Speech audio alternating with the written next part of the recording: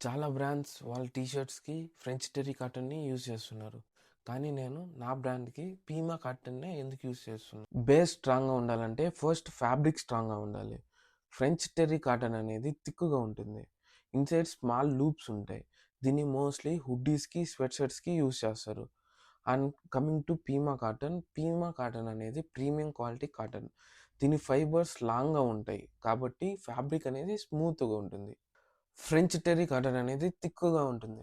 పీమా cotton light weight ఉంటుంది. And French terry cotton winter సీజన్‌లోకి perfect. Daily wear కోసం pima cotton చాలా బావుంటుంది. నేను daily wear T shirts design చేస్తున్నా కాబట్టి నాకు కంఫర్ట్ అండ్ బ్రీతబిలిటీ ఇంపార్టెంట్.